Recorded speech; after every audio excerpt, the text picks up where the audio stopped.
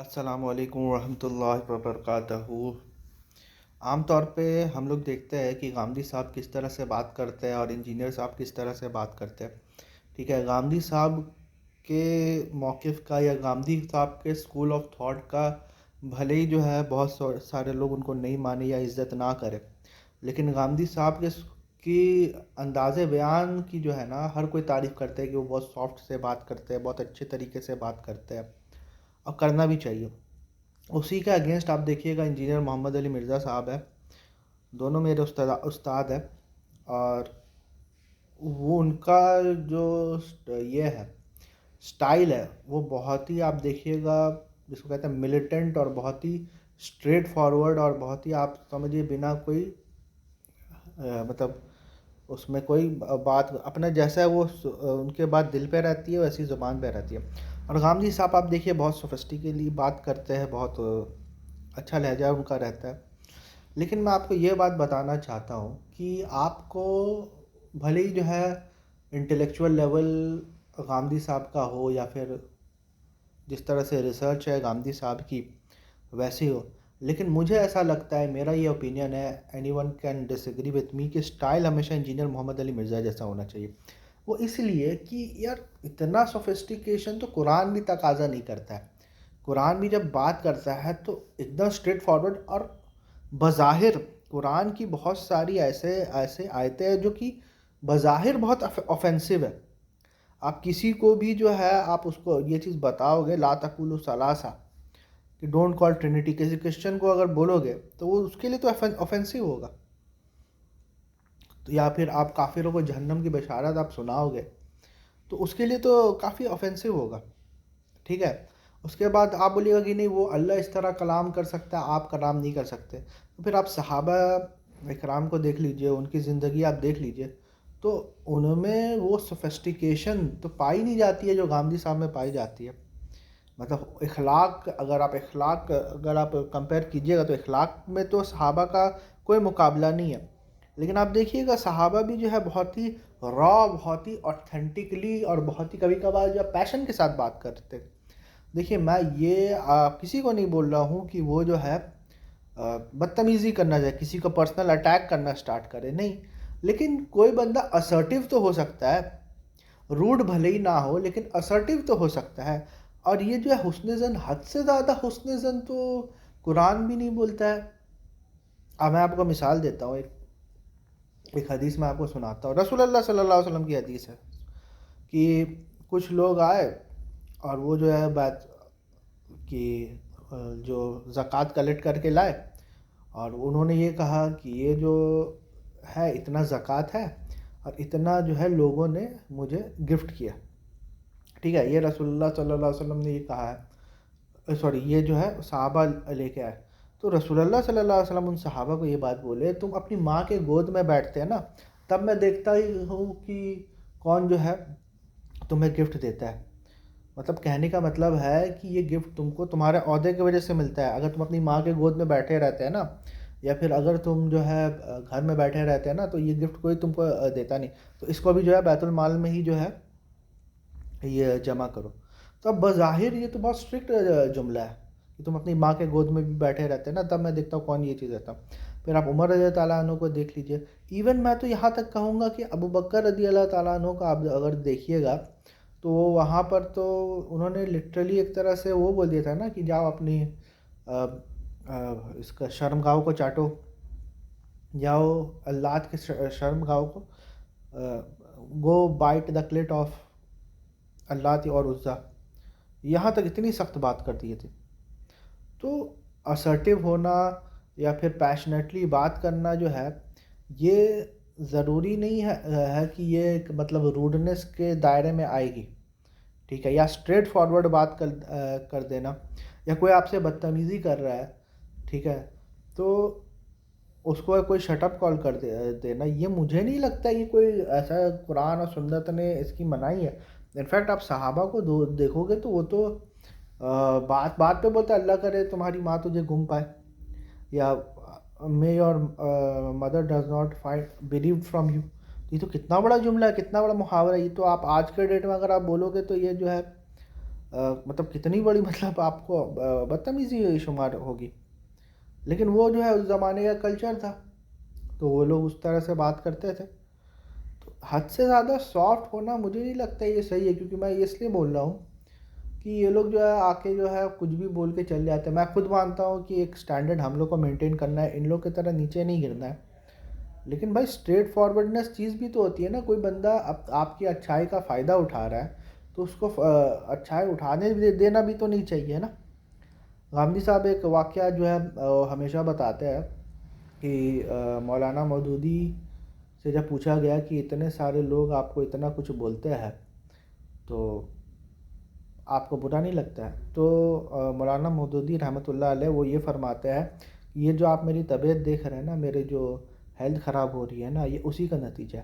کہنے کا مطلب ہے کہ وہ جو ہے سامنے والوں کی باتوں کو سن سن کے اس کو برداشت کر کر کے اپنے ہیلتھ کو گنوا رہے ہیں، اپنے آپ کو جو ہے ایک طرح سے بیمار کر رہے ہیں. تو ایسا تو کہیں نہیں بولتا ہے قرآن کہ آپ ایسا کرو. مطلب سامنے والا آپ کو کوئی بھی کچھ آپ کو روند کے چلے جائے، آپ کو کوئی بھی کچھ بول کے آپ کو چلے جائے اور آپ جو ہے بس برداشت کرنا ہے، بس صبر کرنا ہے، ایسا تو کہیں قرآن نے نہیں کہا. نہ ہی کوئی مجھے ایسا لگتا ہے کہ صحیح حدیث میں کہا. ہاں کوئی بندہ اگر گالی گلوچ پہ اتر آیا ہے تو ٹھیک ہے، میں یہ بھی مانتا ہوں کہ ایک بار جو ابو بکر صدیق رضی اللہ تعالیٰ عنہ کو کوئی گالی دے رہا تھا تو جواب میں ابو بکر صدیق نے بھی کچھ بول دیا تو رسول اللہ صلی اللہ علیہ وسلم اٹھ کے چلے گئے. تو ابو بکر صدیق رسول اللہ صلی اللہ علیہ وسلم سے پوچھتا ہے کہ یا رسول اللہ آپ کو برا لگا؟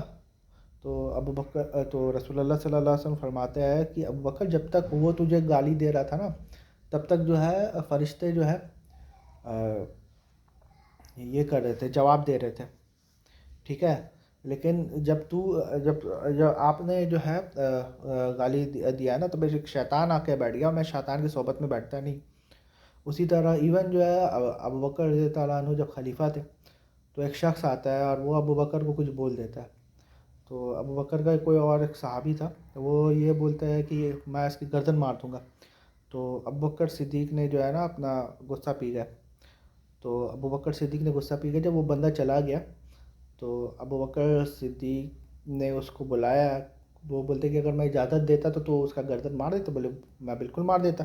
تو وہ بولتے یہ اجازت صرف رسول اللہ صلی اللہ علیہ وسلم کے لیے ہے، کوئی عام صحابی کے لیے نہیں ہے کہ کوئی صحابی کو گالی دے اور تم اس کا گردن کاٹ دو. یہ صرف رسول اللہ صلی اللہ علیہ وسلم کے لیے خاص ہے، ٹھیک ہے. تو یہ بھی ہم لوگ کو ملتا ہے. اور دوسری طرف جو ہے کوئی بندہ بدتمیزی کر رہا ہے، کوئی ظلم کر رہا ہے، ایون جو ہے رسول اللہ صلی اللہ علیہ وسلم کا اعتدال دیکھیے کہ وہ یہ بولتے ہیں کہ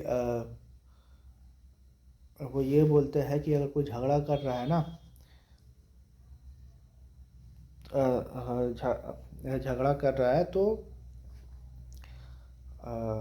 کیا بولتے ہیں، ہاں کہ اگر کوئی جھگڑا کر رہا ہے نا تو اس میں سے جس نے سٹارٹ کیا ہے وہ ذمہ دار ہے. دونوں کو ذمہ دار نہیں کہا رسول اللہ صلی اللہ علیہ وسلم نے. اور سب سے بڑی بات یہ ہے کہ آپ جب آرگیومنٹ اگر دو گے تو تھوڑا بہت آپ کو کانفیڈنس دکھانا پڑے گا اور اتنا حسن زن سے کام نہیں. ہاں بد زنی کسی کے لیے نہیں ہونا چاہیے. جب کوئی آپ کے پاس ثبوت نہیں ہو، کچھ نہیں ہو کہ سامنے والا یہ نہیں کر تو زبردستی کو اس کے اوپر الزام نہیں لگانا چاہیے. لیکن کبھی کبھار صاف دکھ رہا ہوتا ہے کہ سامنے والا آپ کا فائدہ اٹھا رہا ہے، سامنے والا جو ہے آپ کی بات نہیں مان رہا، تو اس کو آپ کو کم سے کم بولنا چاہیے نا بھائی کہ آپ جو ہے اپنے جو ہے آپ جو بلائنڈ فالوئنگ کر رہے ہو، آپ جو ہے اپنے جو ہے آپ ایویڈنس کے اوپر غور نہیں کر رہے ہو.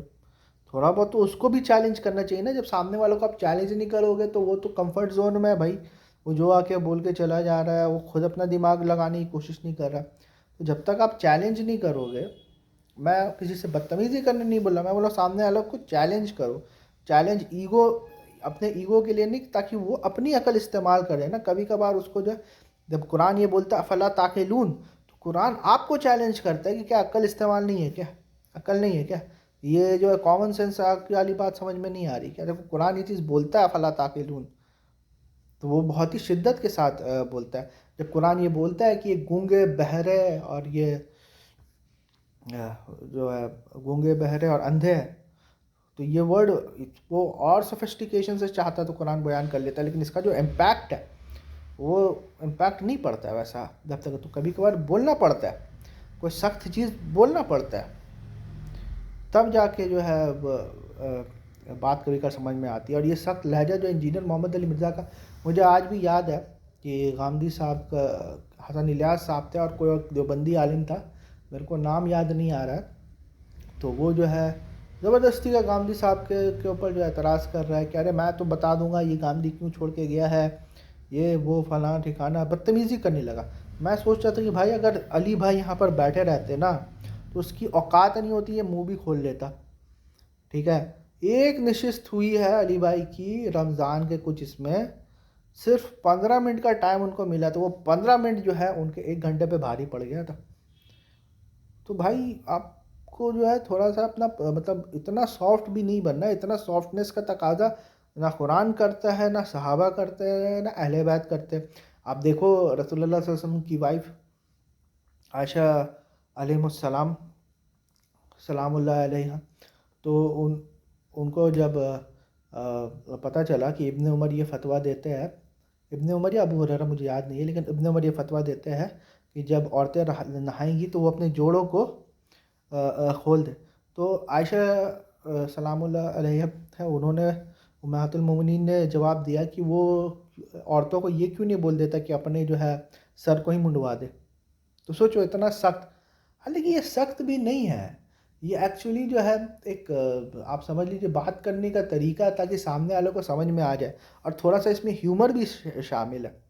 ضروری نہیں ہے کہ یہ سب جو باتیں جو ہم لوگ سنتے ہیں تو اس میں ہیومر شامل نہیں ہے.